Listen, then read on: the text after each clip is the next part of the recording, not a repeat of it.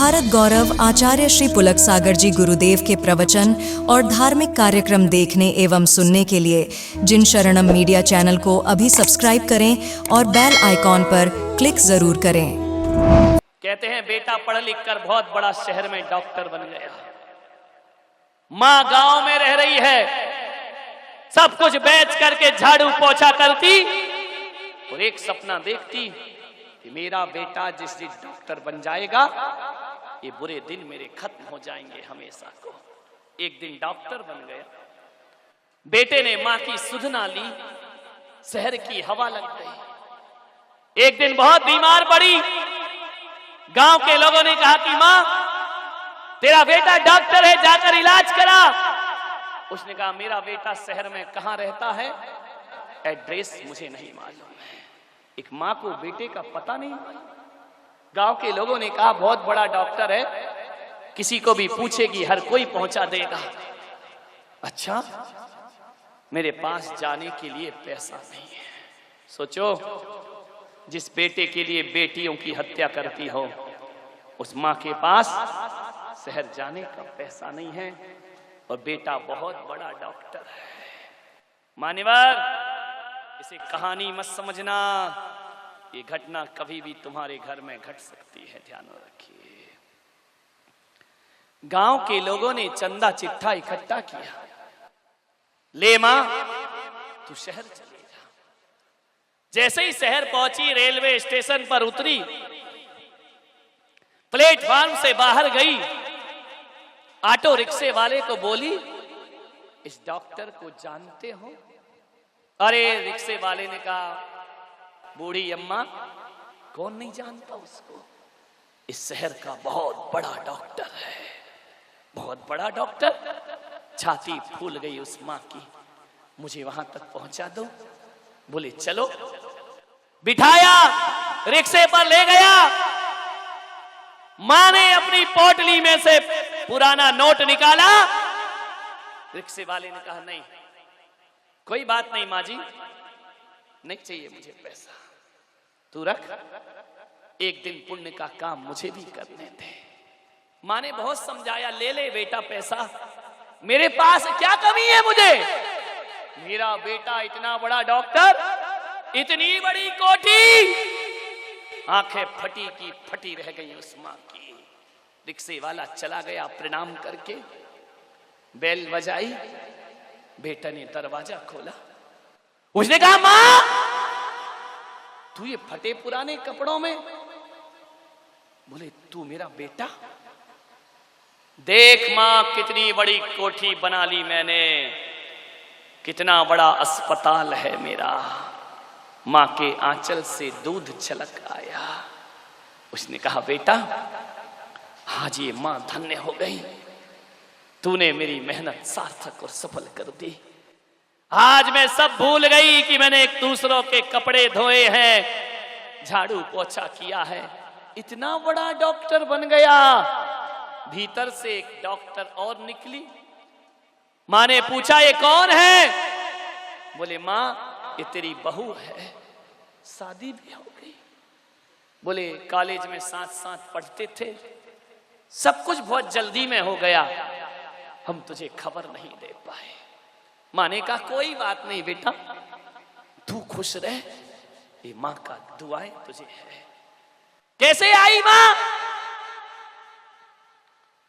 3 महीने से बीमार हूं बेटा, कोई इलाज नहीं हो रहा मेरा, गांव में अकेली पड़ी हूं, गांव वालों ने मुझे तेरे पास भेजा है। बेटा ने कहा कोई बात नहीं, मैं तेरा इलाज करूंगा। अस्पताल में एडमिट कराया, 7 दिन तक इलाज हुआ। 8वें दिन मां सही हो गई। बेटे ने कहा मां देख, मैंने तुझे सही कर दिया। बेटे के सिर पर हाथ रखा, मेरे बच्चे बस यही दिन मैं देखना चाहती थी। बेटे ने कहा मां तब तू पूरी तरह स्वस्थ है, कोई दिक्कत नहीं है तुझे, अभी काम कर, तू गांव वापस चली जा। मां ने देखा कि गांव वापस चली जा। बेटे ने कहा मां देख, ये शहर का मामला है, तू बूढ़ी हो गई है, हम हमारे पास कहां टाइम रखा है। तेरी बहू भी डॉक्टर है, मैं भी डॉक्टर हूं, यहां कहां रहेगी, गांव में तेरा मन लगेगा। जा मां, तू गांव वापस चली जा, और जब बीमार हो जाए तो फिर मेरे पास चले आना, मैं तेरा इलाज कर दूंगा। मां की जुबान बंद हो गई। सोच रही थी बेटे के साथ जीवन गुजरेगा। बेटा कहता है मां तू आज अपने गांव चली जा। मां की आंखें फटी की फटी। मां ने कहा ठीक है बेटा, तू खुश रहे। जाने लगी गांव में। बेटे ने कहा कि ठहरो मां, एक काम तो करते जाओ। बोले क्या है? अपने जेब के कोट की जेब में हाथ डाला। मां सोच रही थी कुछ पैसा देगा। एक कागज का टुकड़ा निकाला और कहा मां 7 दिन तू अस्पताल में रही, उसका बिल चाहिए मुझे, और तुझे जो मैंने दवाई खिलाई उस दवाई का ये पर्चा है, डॉक्टर की फीस है, तुझे दूध पिलाया उसका ये कर्जा है। मां जाने से पहले ये बिल चुका के जाना। मां एक हाथ में कागज का टुकड़ा देखती है, वो सामने खड़ा दिल का टुकड़ा देखती है। मां सोचती है कि गांव वालों, ये दिन दिखाने से पहले मुझे वहीं तड़प करके मर जाने देते। धरती तू फट जा तो मैं अपनी जिंदगी को समाप्त कर लो। वह देखती है क्या इस कलयुग में ऐसा भी हो सकता है कि अपना बेटा ही अपनी दवाई का बिल हमसे मांग सकता है। ऐसा घोर कलयुग।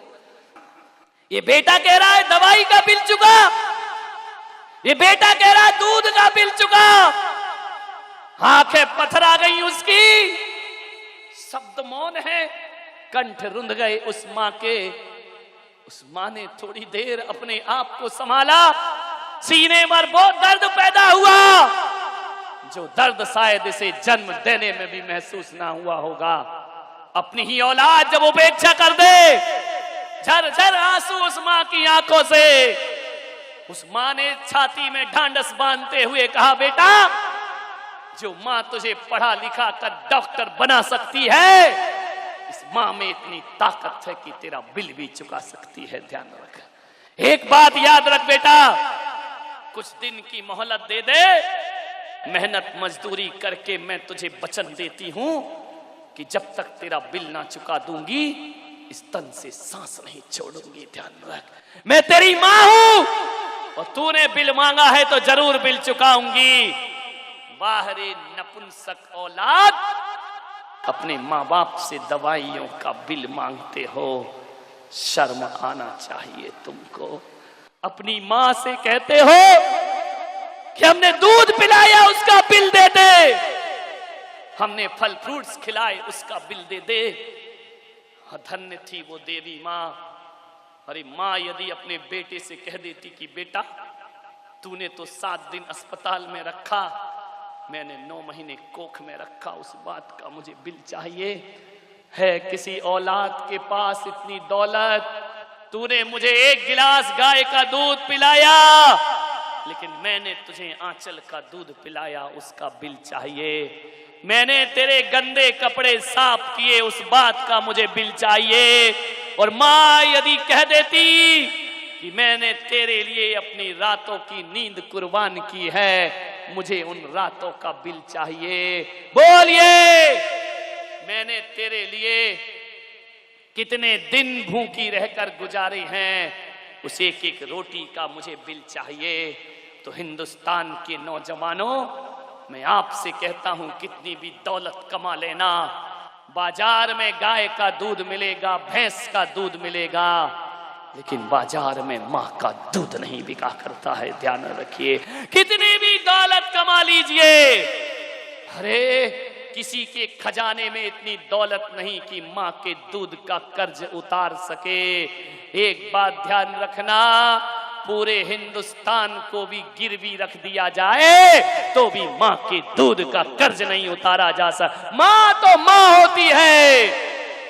मान्यवर, मां तो वो होती है कि 7 जन्म तक अपनी खाल की जूतियां बनाकर पहनाओ तो भी मां के ऋणों से कोई बेटा मुक्त नहीं हो सकता है। ध्यान रखिए, मान्यवर, क्या हो गई मेरे देश की हालात, क्या हो गई सभ्यता, क्या हो गई संस्कृति।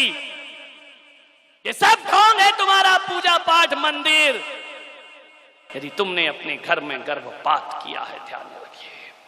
इन डॉक्टरों से कहूंगा, ये खून की कमाई से डनलप का गद्दा तो मिलेगा, लेकिन तुमको नींद नहीं मिलेगी। ध्यान रखना, रात करवट बदलते जाएगी।